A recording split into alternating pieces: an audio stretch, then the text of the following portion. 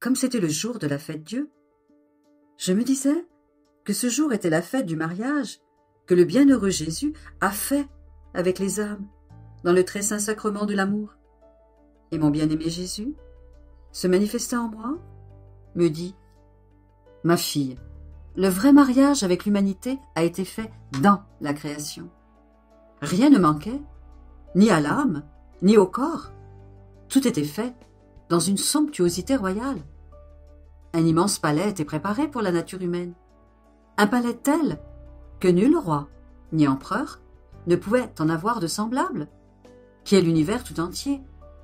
Un ciel étoilé et sa voûte, un soleil dont la lumière ne s'éteindrait jamais, un jardin fleurissant, dans lequel un heureux couple, Dieu et l'homme, devait se promener, s'amuser et maintenir la fête continuelle et ininterrompue de notre mariage.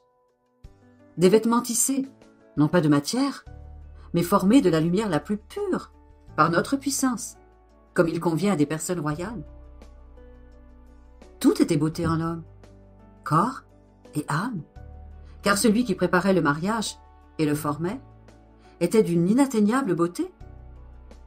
Ainsi, compte tenu de la somptuosité extérieure de tant de beauté ravissante présente dans la création, tu peux imaginer les mers intérieures de sainteté, de beauté, de lumière, de science, etc., que l'homme possédait intérieurement.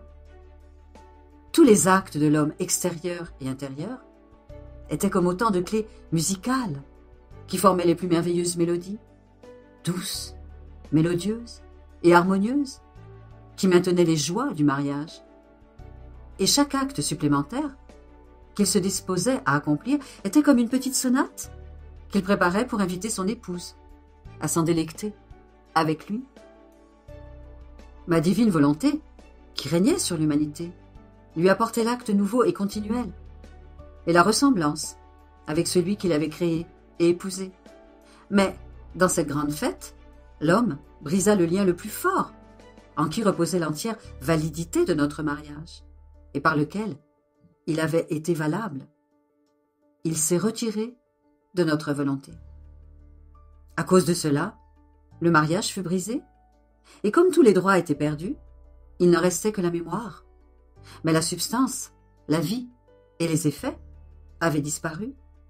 Or, le sacrement de l'Eucharistie, dans lequel mon amour surabondait de toutes les façons imaginables, ne peut pas être appelé le premier, ou le véritable mariage de la création.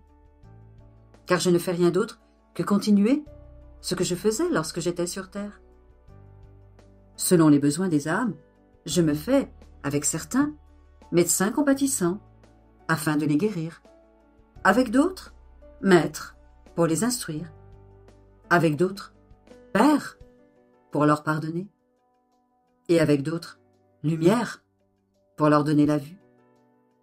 Je donne de la force aux faibles, du courage aux timides, de la paix aux inquiets. En somme, je continue ma vie rédemptrice et de vertu. Cependant, toutes ces misères excluent le mariage. Un jeune homme n'épouse pas une jeune femme malade. Tout au plus, il attendra qu'elle recouvre la santé. Ni une jeune femme faible et qu'il offense très souvent. Et si le jeune marié est un roi et qu'il l'aime, tout au plus, attendra-t-il que la mariée soit en bonne santé?